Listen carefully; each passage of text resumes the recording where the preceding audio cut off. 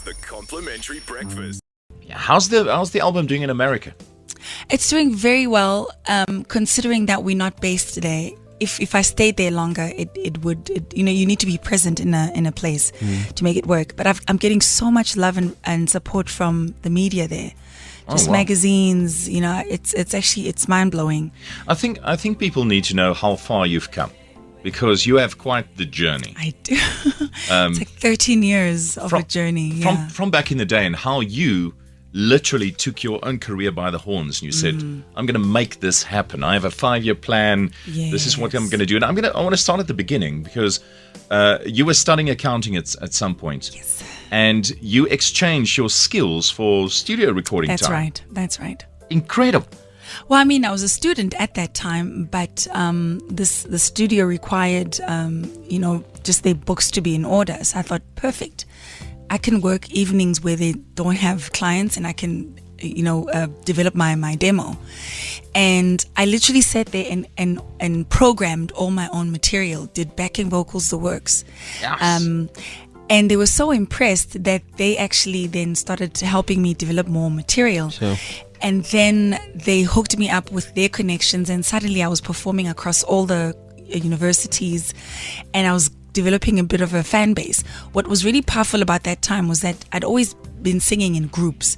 So for the first time, I found my own voice, my own space. I had to command the stage myself.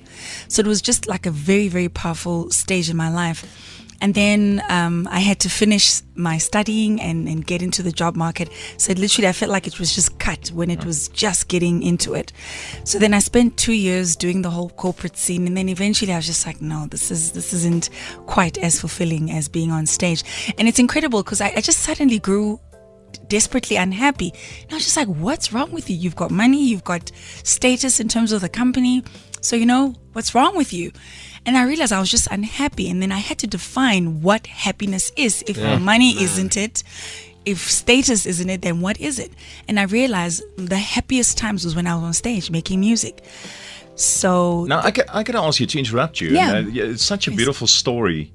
People that inspired you and that you were watching. And it's incredible how you were watching certain people and learning from them.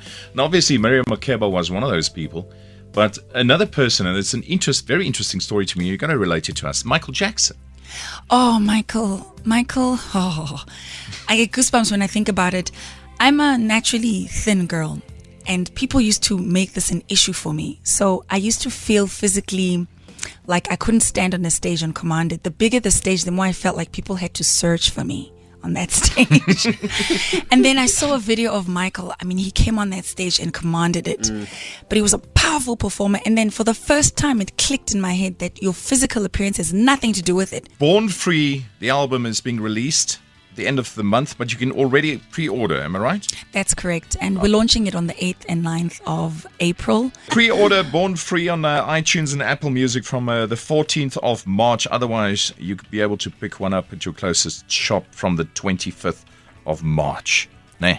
That's right. Looking forward to it. I promise you I'll get mine. I love your music. Thank you so much. Thank you. And I think your team will be able to learn a lot from you.